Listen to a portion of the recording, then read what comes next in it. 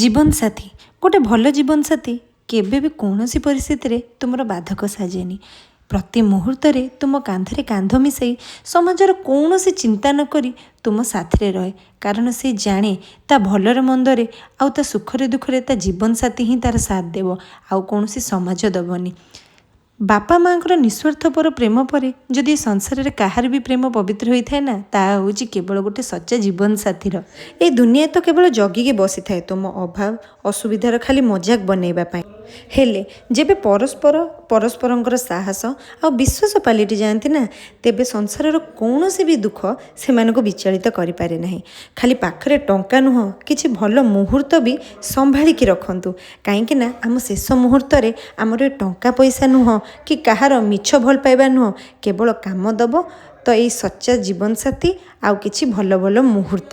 ତେଣୁ ସମସ୍ତେ ଆମେ ଚେଷ୍ଟା କରିବା ଯେମିତିକି କିଛି ଭଲ ମୁହୂର୍ତ୍ତକୁ ଆମେ ସାଇତି ରଖିପାରିବା, ଯେମିତି ଆମ ଲାଷ୍ଟ ସମୟରେ ଆମକୁ ବାଧିବନି କି ଆମେ କିଛି ଭଲ ମୁହୂର୍ତ୍ତ ସମ୍ଭାଳିକି ରଖିପାରିଲେ ନାହିଁ। ଏ ଟଙ୍କା ପଇସା ତ ଆସିବ ଯିବ, ହେଲେ ଯଦି ପାଖରେ ଟିକେ ଶାନ୍ତି ଖୁସି ଆଉ ନିଜ ଲୋକ ନଥିବେ ନା, ତ ସତରେ କହୁଛି କିଛି ବି ଭଲ ଲାଗିବନି। ଶେଷ ସମୟରେ ଖାଲି ମନେ ପଡ଼ିବ ଏଇ ଜିନିଷଟା ଥିଲେ ଭଲ ହୋଇଥାନ୍ତା, ସେଇ ଜିନିଷଟା ଥିଲେ ଭଲ ହୋଇଥାନ୍ତା, ଏତିକି ଟଙ୍କା ଥିଲେ ଭଲ ହୋଇଥାନ୍ତା, ସେତିକି ଟଙ୍କା କିଛି ସେସବୁ ସତରେ କିଛି କାମ ବି ନୁହଁ।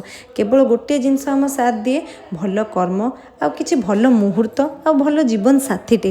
କାରଣ ଆମ ଶେଷ ମୁହୂର୍ତ୍ତରେ ଯେତେ ଟଙ୍କା ପଇସା ଥାଉ ନା କାହିଁକି, ଯଦି ଗୋଟେ ଭଲ ଜୀବନସାଥୀ ନଥିବ ସେସବୁର କିଛି ବି ମୂଲ୍ୟ ନାହିଁ।